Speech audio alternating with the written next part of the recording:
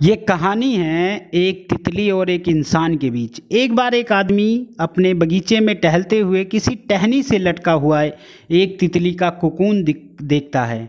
अब वो हर रोज़ वो आदमी उसे देखने लगा और एक दिन उसने नोटिस किया कि उस कोकून में एक छोटा सा छेद बन गया है। उस दिन वो वहीं बैठ गया और घंटों उसे देखता रहा। उसने देखा कि तितली उस खोल से बाहर निकलने की बहुत कोशिश कर रही है, पर बहुत देर तक प्रयास करने के बाद भी उस छेद में से नहीं निकल पाई और फिर वो बिल्कुल शांत हो गई, मानो उसने हार मान ली हो।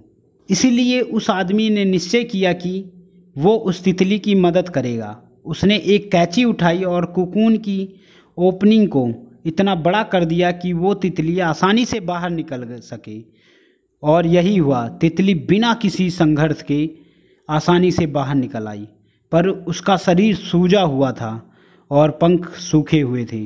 वो आदमी तितली को ये सोच कर देखता रहा कि वो किसी भी वक्त अपने पंख फैलाकर उड़ने लगेगी, पर ऐसा कुछ भी नहीं हुआ। इसके उलट बेचारी तितली कभी उड़ ही नहीं पाई और उसे बाकी की ज़िंदगी इधर उधर घसीटते हुए बितानी पड़ी।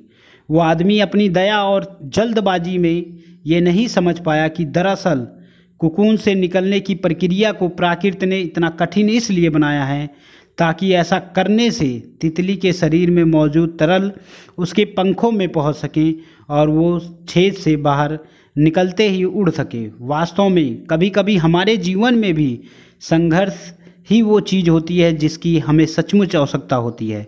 यदि हम बिना संघर्ष के या स्ट्रगल के सब कुछ पाने लगे तो हम भी एक अपंग के समान हो जाएंगे। बिना परिश्रम और संघर्ष के हम कभी उतने मजबूत नहीं बन सकते हैं जितनी हमारी क्षमता है। इसीलिए जीवन में आने वाले कठिन पलों को सकारात्मक दृष्टिकोण से देखिए। वो आपको कुछ ऐसा सिखा जाएंगे जो आपकी ज़िंदगी की उड़ान को पॉसिबल बना पाएंगे।